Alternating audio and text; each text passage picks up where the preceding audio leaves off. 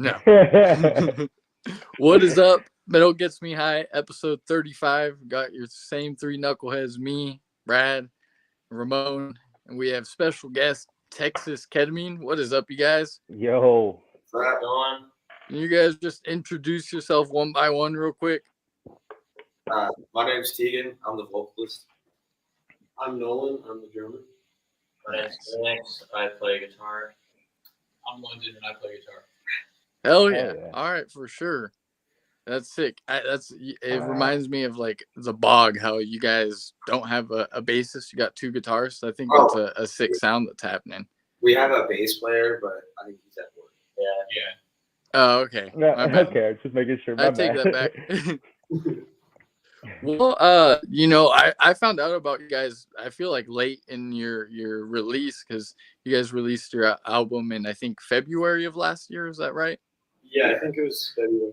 And I didn't hear about it until like on Bandcamp until probably around July or August. But it's freaking awesome. I thought with your name initially, I thought you're going to be a Texas band. So you kind of have an idea of what to expect with Texas bands. And I was like, oh shit, they're from Boise, Idaho. So I was like, okay, that's what's up, man. Yeah, dude. Fucking. How did you guys come up with Texas Ketamine? So one of the original guitarists, he was on the shitter, I guess, and he thought of it. I like it. That's the best. Started the band. I wanted that, like, my view for the name was like something just like putrid and disgusting. And okay. Everything that I could come up with just sounded so corny. And so he came up to me one day. He was like, "How about Texas?" That's it. That's gotta be. Yeah, I feel like when you know, and that hit you, you're like, okay, that's an accurate representation of what the art is going to be. And our fucking name kind of helps us like with promotion, because anytime you're around metalheads and you say like, "Oh, ketamine," everybody's like, "Oh, ketamine, hell yeah!" They immediately hit that shit. They're like, "Oh, what's this right here?" You know what? That's honestly how like what got me into you guys. Like I can't remember. I think I was scrolling maybe on Instagram or something, and you guys just happened to pop up, and I was like, Texas Ketamine, that's a pretty dope name. And I checked it out, and I was like, oh, this is dope. And I checked you guys out on Bandcamp, fucking listened to the new album, and that shit is insane. It is fucking great. I just got to tell you guys. Thank you. It amazes me nowadays, like with how many bands put out their first album, and it's like absolutely killer. There's just so much talent out there, and I'd put your guys' release in that is definitely killer. Thank you. How did each of you guys get into heavy music? Fuck. Say me, when I was a kid, Slayer was instantly one of my first favorite bands. And then, like, I kind of like was more into Red Hot Chili Peppers and Sublime as a kid. Like, when I was a little ass kid. But then my dad's like, "Fuck that pussy ass shit." Yeah. Fucking CDs and go to town. And so it's like I was listening to like SOD, Sex Pistols, Iron Maiden, fucking you name it, anything under the sun, and that's how I got into it. Okay, Fuck yeah. That's sick. So Sounds like you kind of got I kind of just grew up on it because my dad has been listening to heavy metal since forever, basically. So, ever since I was born, pretty much, I was just raised on it. See, that's so dope that you guys got into it at like an early stage. Because I didn't get into it until like right out of high school, which now was like 8-9 years ago or something like that. So I'm fairly fresh, but like it's cool that you guys had a chance to take it in early, Yeah. I'm very thankful for that, actually. Yeah. So I didn't want to be one of those pussy ass kids that I went to high school with. You don't want to be me, brother. You don't want to be me. Good. Just growing up, my parents always were like, our whole family is just centered around music. I love it. My parents, like, since I was born, they were just playing music for me.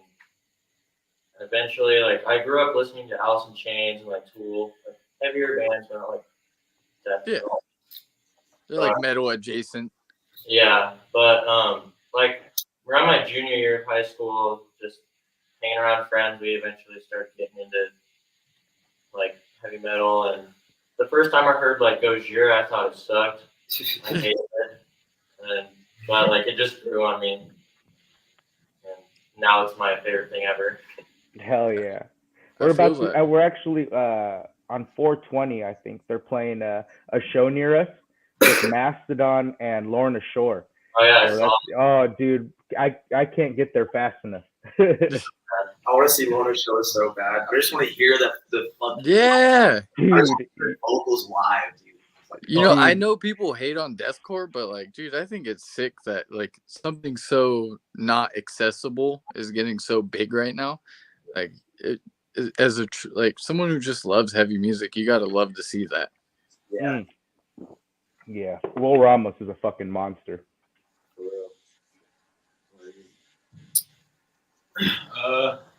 My dad was a metalhead. I used to listen to a lot of metal with him. Things like Megadeth and shit. And then, kind of like right after high school, just me and my homies got into more heavy shit, just like continuously.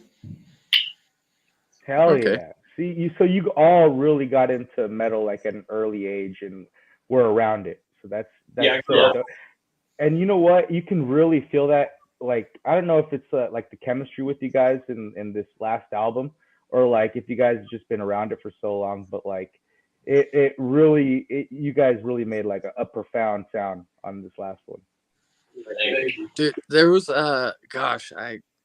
there was a part where I was like, of course you have like a slammy riff, but then you threw in like one of those, excuse me, just because I don't know anything about music, so I don't know what the name of it, but like in Knock Loose, like the little, I was like, damn, like that's cool to combine those two things. I don't think I've like really heard that in a song before, and it was like two sounds that I like, but I don't think I'd ever heard in the same song, so it was freaking sick. Yeah, I know what you're talking about. That's one thing. That's one thing I like about our sound is because I feel like it's just like in one song it just goes like 5 different ways. Yeah, definitely. Yeah, and like every song was so different. It was like a ride, and I'd have to like, is this the same song? And I'd be like, oh no, this is the same song. It just sounds different, and I always like that. I usually with metal, when I know I like an album, it's when I look at my phone, because usually I listen to it at the gym. When I have to look down and be like, what song is this? The more times I do that, the more I'm like, okay, I like this album. It's got my attention to where I need to know what the name of the song is and what part this is. And something I kind of want to talk about was, you guys all mentioned kind of getting into metal early and that like your parents listened to it. Like, can you tell me a little bit about the scene in Boise, Idaho? Because I would think with your parents listening to it, obviously you guys being out there ingrown. I've listened to Barn, who's from out there. It seems like you guys have a scene out there. Yeah, the fucking local scene. Okay, so like before COVID, you'd go to metal shows, and like I think the biggest shows you would see is when these guys in Barn would play a backyard show, and then there'd be a decent amount of people. But after COVID, like the hardcore scene and the fucking death metal scene blew up because you had all these pissed off kids wanting to go to shows and go and it literally just took off. Yeah, people were itching. I mean, after a while, people were itching to go to shows. I mean, you're so used to going to shows like, once a month, twice a month, 3 times a month or whatever, and then it's just cold turkey, none. I know when the first opportunity we had a chance to go and watch shows, we hopped on it. We're like, we need a fucking dose. For real, that's how I felt. Fucking months without a mosh pit, it's not right. Dude, as Josta, he always uses the term amps in your face. I needed amps in my face. I think we went like damn near 2 years, if not 2 years, very close to 2 years without a show.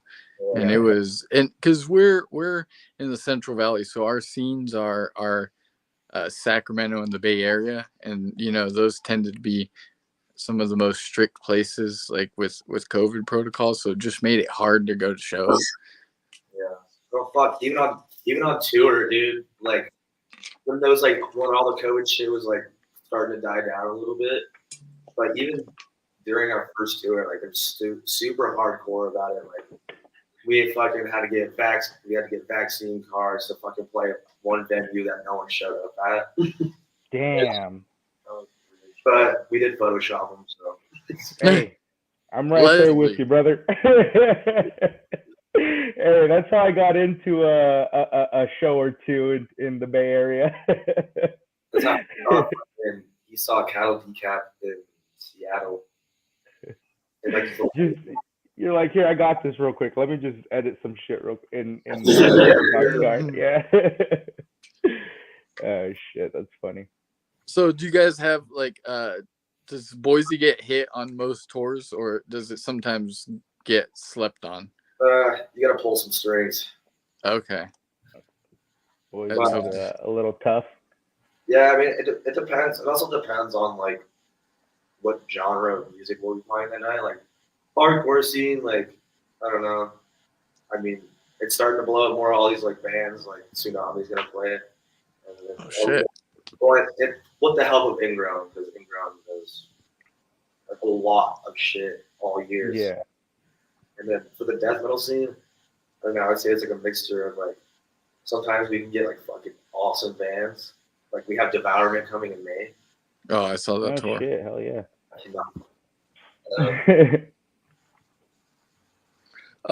So you had mentioned earlier that like this is a little before the show that your album took only like 3 months to make. How did that all get going? I didn't know that. That's fucking dope. All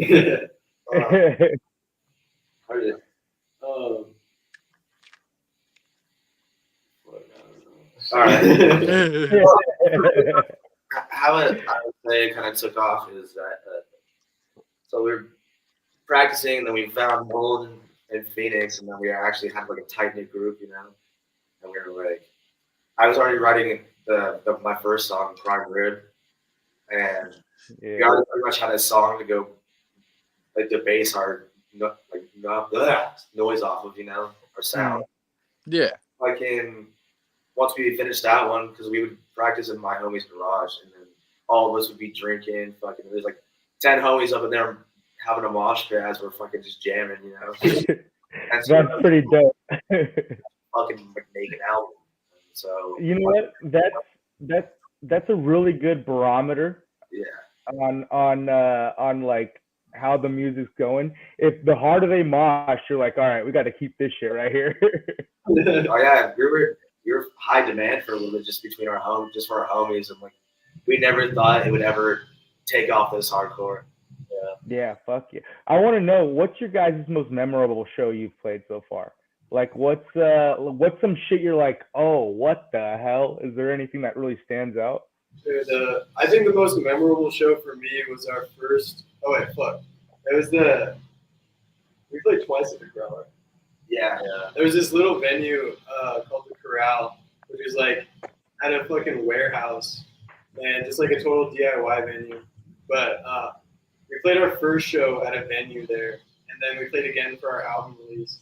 And the album release one was like, there was people to the fucking door, and there was like this like attic area, and people were like climbing. Tegan's dad was the first one to do it. We climbed up to the second story and jumped off into the people, and that show was nuts. Holy shit! Hey, by the way, Tanner in the chat said, "What's up to you guys?" I believe he's from Idaho as well. Yeah, Tanner. Yeah. Wraith of Death. Hell yeah! Shout out Tanner. Hell yeah! So my most memorable fucking Christ memorable show would have to be either between the record release show, because that shit was fucked. And either Bonginator or 200 Stab Wounds. Those shows were fucking insane. Oh, dude, we've seen 200 Stab Wounds 3 times last year. What did we see them 3 times? Yeah, 3 times. And they fucking got better and better every time we saw them. Dude, fucking after that show, So I'm sitting out back with all the 200 stab wounds guys and the ingrown guys and some of tribal gays. And fucking the drummer for 200 stab wounds was like, yo, you smoke weed? And I was like, fuck yeah, dude. And so I started rolling up a bunch of joints. We're smoking a bunch of joints. He's like, you do mushrooms? I was like, yeah. And he's like, you want some? And I was like, fuck yeah. Fuck yeah. We all ate some mushrooms. And like Ross from Ingrown, it's his first time as well. So we were just getting hella weighty in the back of the tent, just smoking weed. Dude, that sounds like a fucking the perfect fucking cherry on top for the night right there. After a crazy ass show. Core memory activated Oh, shit, that's what's sick. great. I always talk about this genre is like you never know when you get like situations like that. Like if your favorite artist is Drake or whoever, you're never gonna be able to get that. But metal or just heavy music in general is just everyone's so cool and like accessible because everyone's just a normal ass person. Yeah. Everybody's there to do the same thing. Fucking get down with the get down. Yeah. 100%. Who was each of your guys' first heavy show that you went to? Mine was Metallica when they did that year when they were playing, or there's a like petition going around for them to play the Super Bowl, the halftime show, and Oh, that's dope. The NFL wouldn't let them, so they played the night before. Like it was a one-off show, it wasn't on tour or anything. But they just played at I forget what it's called, but the fucking where the Giants play in San Francisco. Oh, okay. Yeah, AT&T Park. Yeah, they played there. That was my first heavy show. Oh, that's so dope sick, as man. hell right there. Yeah, Metallica at a stadium too. Just like the amount of people there were probably fucking nuts. It was crazy. We had to take I was living in San Jose at the time, and so we took the train down to San Francisco, and fucking I threw up on the way back in a fucking cotton candy bag, and this dude fucking tried to buy it from me. What the hell? Oh shit! That's some Bay Area shit, though. Yeah, there's that's some Bay Area. 12 or 14 at the time, somewhere around there. Oh shit! That's a. He's like, I'll buy that for $20. Fucking NPC mode. It was like bright pink too, because I just ate the cotton candy that was in the bag. Oh shit. Oh fuck. That's yeah, the Bay Area is a weird place, man. Yeah, for real. That's where I grew up. I fucking lived there until I was 14, I think 15 when I moved here. All right. Yeah, I think my first gnarly show. I mean, I was gonna do a lot of shows as a kid, like a lot. I think my first like ever big show was Metallica in like 2007. But I think the first show I was actually like scared for my life at was at Mayhem Fest. Oh and man, I feared for my life 3 times that night. The first one was my first mosh pit. I was like 13. My first mosh pit, and fucking it's Cannibal Corpse, you know. And Oh man! Here we go. And like that.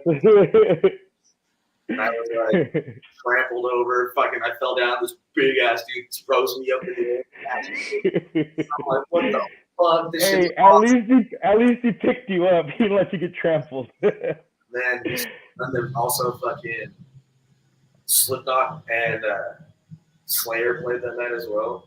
And Slipknot fucking they played all their first their self-titled album pretty much, and a bunch of Iowa. And I was like, oh my god. That would be watching the majority of Iowa would be so dope. Oh. If they just got to do that now. Agreed.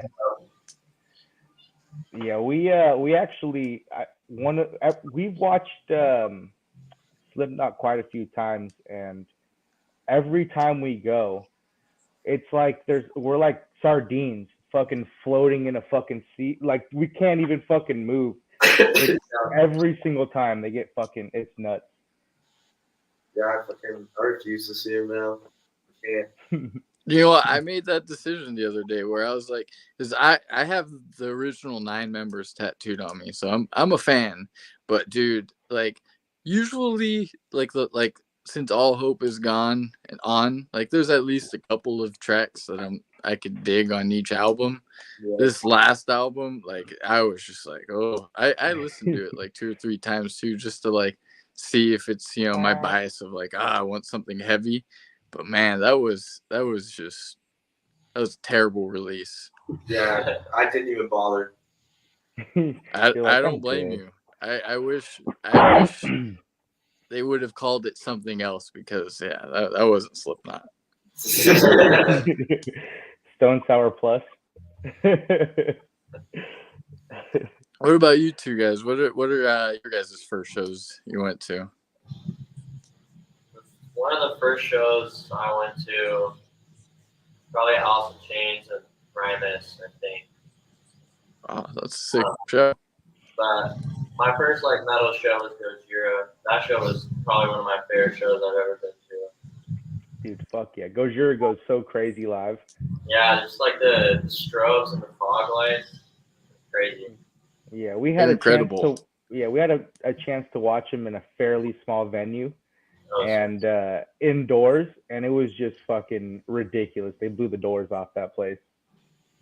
That same venue too, we just saw Knocked Loose.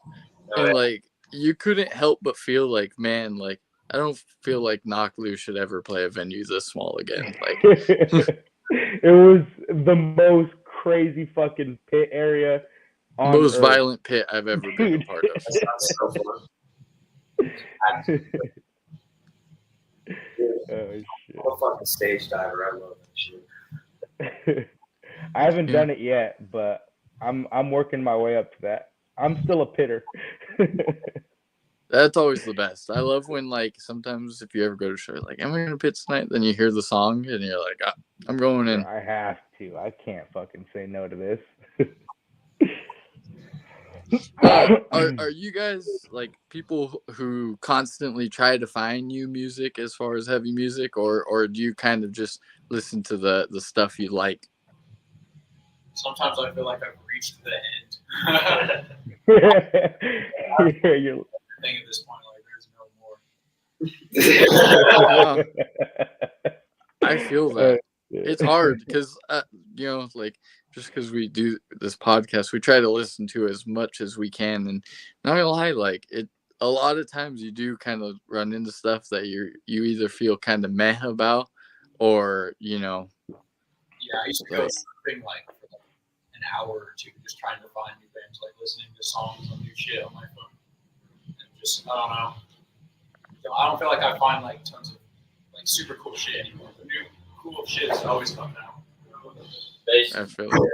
Oh, the bassist. All right. Oh, what's up, brother? How you doing? What up? I've read a thing too that the bassist is always late, so I think it's funny that happened. Oh shit, that's funny. I always try and find new music. I mean, the one way I do it is just like turn on a fucking like Peeling Flesh radio or something, or like just stupid shit. I don't know. I like the stupid caveman riffs. Dude, hey, that's let the me best tell stuff. you what I do. I'll go to Bandcamp. I'll go to Bandcamp and I'll just on one of the filters. I'll just put HM2, and whatever comes up for HM2, give me that fucking nasty caveman fucking sound. I love that shit. And then like stupid fucking snarling lyrics and shit. It's just demented lyrics you've ever like read in your life. I love Dude, that. Hey, that's why I'm I have a Gate Creeper shirt, but underneath I have a bog shirt. You know, got to represent the bog, and they have the fucking. Oh, there it is. You got a bog shirt too? I got a fucking Anthrax shirt. Fuck yeah. I got a Peeling Flesh shirt under that. Hey, Peeling Flesh is hard. Fucking Iron shirt under that. Layered up. Hey, I got layers too, brother. Layered up, brother. I gotta stay cozy, dude. I mean, yeah, you guys are in colder weather than us in California. We're fortunate. We had like a month's worth of rain, and dude, I think it had rained like more this past month than it probably has in our area in the last 5 years combined, easily. Those floods, dude, that shit was insane. Yeah. Oh, dude, fucking insane. We had to drive directly where the floods were kind of crazy, me and Al, on New Year's when it started, and fucking like 6 roads were closed. We're like, we don't know what the fuck we're doing right now. We can't get through any of this. Dude, there was this part that was hella funny where we were driving an SUV, and then the people in front of us were driving an SUV, and there was this part where it was flooded pretty good. It was a little sketchy, I'm not gonna lie. And then we're kind of waiting behind this SUV because they wouldn't commit. And then on the opposite side of the road, a little Hyundai Elantra drives by. I was like, dude, go the fuck around these people. You're fucking committing. If that car can make it, we can make it. We're good. Fuck all It that. ended up working pretty good. Were there any albums from last year, just past that stood out to you at all? For me, probably Iron Front's new album was sick as fuck. Yeah. Iron Front album. All right. Fuck I actually didn't check that out, so I'm gonna write that down. I came across this crazy album that came out last year that where you like mentioned, dumb shit. It was like an EP, and basically the lyrical content of it was the Chris Benoit story from WWE. It was like crippler, crossface, something, dude. And it was like the craziest shit I feel like I've seen in a long time. And then there was like even they did a sample of Vince McMahon where it's like, we said something about Chris Benoit last night. We learned circumstances. He's like, we'll never say his name again, and then it goes into some crazy fucking slam song. Fucking slam, bro. It's great. The albums that stuck out for me would definitely be fucking, maybe not album, EP wise, Peeling Flesh is new shit, of course. Like, I don't know, dude. Fucking Peeling Flesh is probably definitely one of my favorite bands right now. They're sick. Peeling Flesh, yes. And fucking, oh my god, it's just pure fucking gold. They're making waves, man.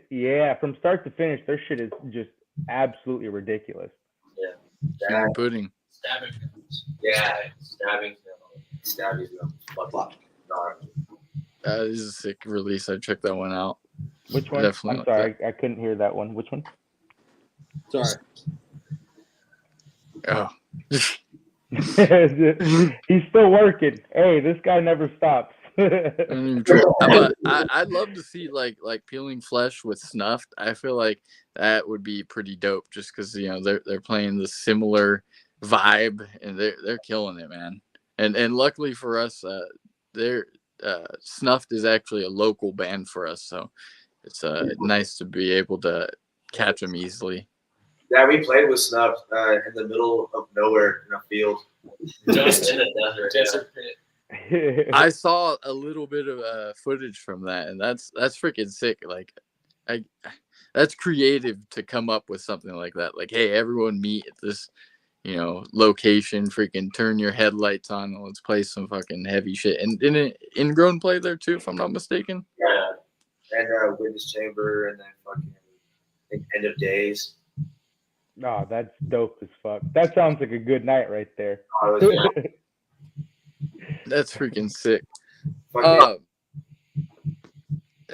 As far as like touring, you guys mentioned you guys have played a little bit. Like, have you guys traveled very far? Has it kind of been pretty local for you guys? We've done a whole West Coast circle. Okay. Twice. That's sick. Damn, that's sick. And then we're going to Texas March 11th. We're playing Gulf Coast Death Fest with a bunch of heavy ass hitters.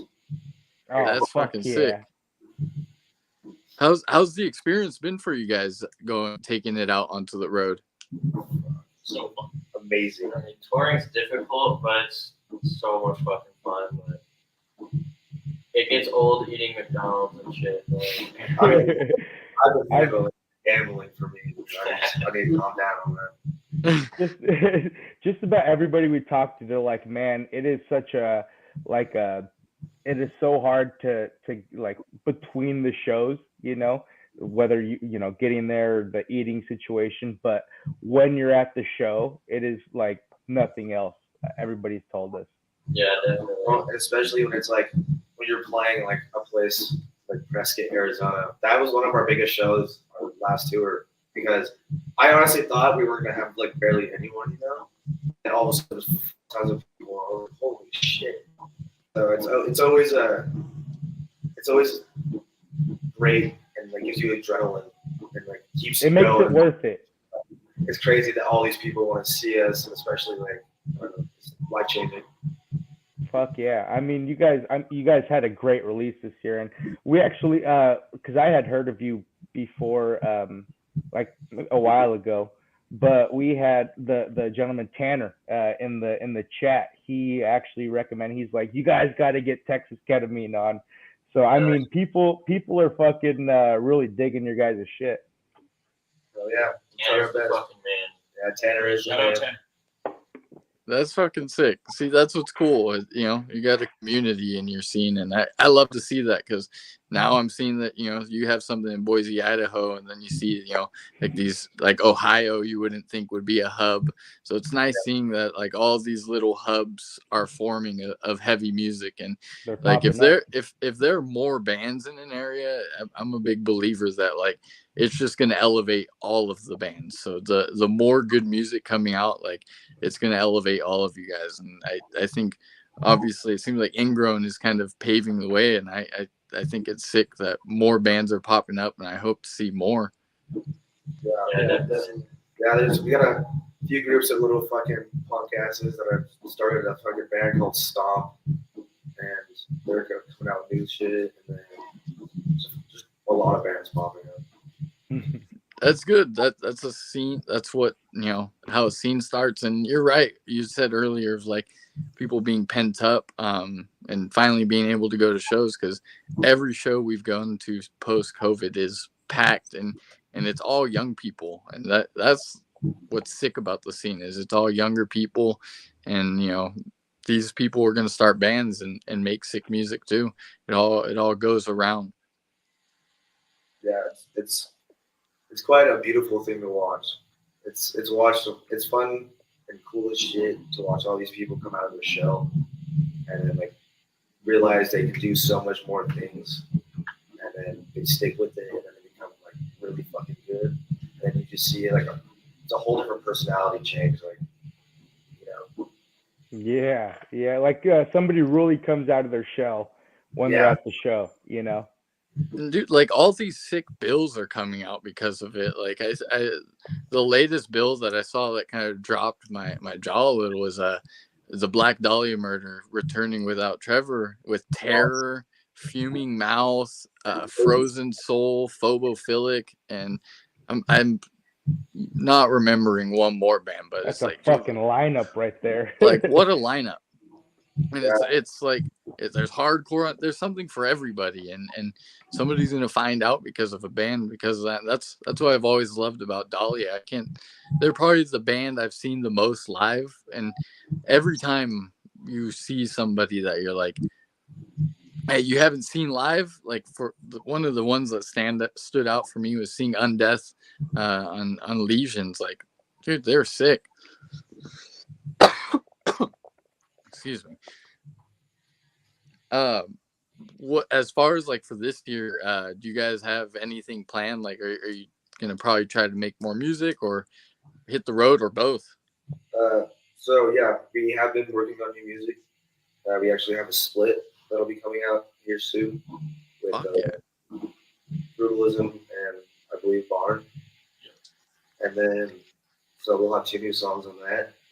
And then we're also working on our album as well. And with our new shit, it's definitely a little bit more brutal, but we still have our fucking unique sound. Yeah. Well, that makes sense. You got to progress every album, and I look forward to, because to have your first release sound like that, that's really impressive. garage. That's In so a garage? crazy. So That's wild. you guys have you guys known each other for a while? Because I saw that you guys have been together since 21. If Metal Archives is correct on that. I've known these guys to the side of me. I've known them through skateboarding for like a long fucking time. Years, yeah. And then I met Nolan at a show because he fucking pushed my ass to the ground. Hey, that's a friend for life right there. And then we ended up becoming homies, like show homies, and then fucking he was in Septic Era and he played a show at his house, barn, and fucking wait, was that the first time? Yeah. They played at his house, and I didn't realize it was his house, and I was like, "Holy fucking shit!" And then, we were needing a drummer because the first one we had was just going through it, I guess. And so I was like, I know someone that I can call, so I hit him up, like literally after the first date. See, that's dope. That's sick. And you know, I always say it, but drummers usually are hard to find, so that's fortunate to be able to find one, and you know, you got some chops. Okay.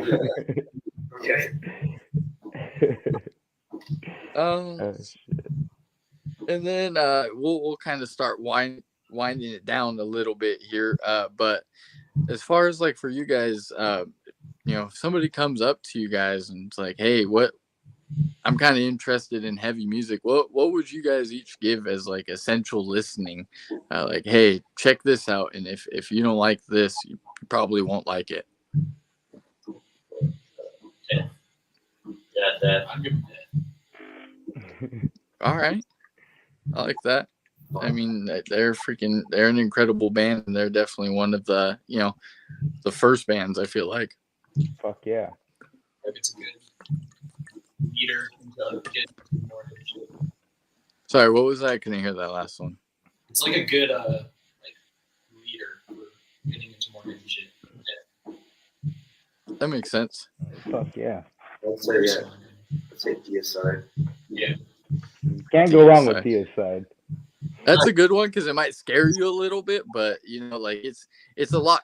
It's pretty catchy for being as heavy and, you know, intimidating as it is. Yeah. I feel like my pick would probably be Dying Fetus. It is a good one. Fucking heavy hitter. Fuck yeah. That's a band where the riffs get stuck in my head so frequently. Like Grotesque and Fairlight will always just be stuck in my head. Yeah. Mine's subjected to a beating, and I always find myself wondering how in the hell has a UFC fighter never came out to the song? Because that's the perfect song to walk out to right there. It juices me up every time. imagine being the opposite fighter and you've never heard metal. You're like, dude, what the fuck is this guy on? Oh shit, that's so funny.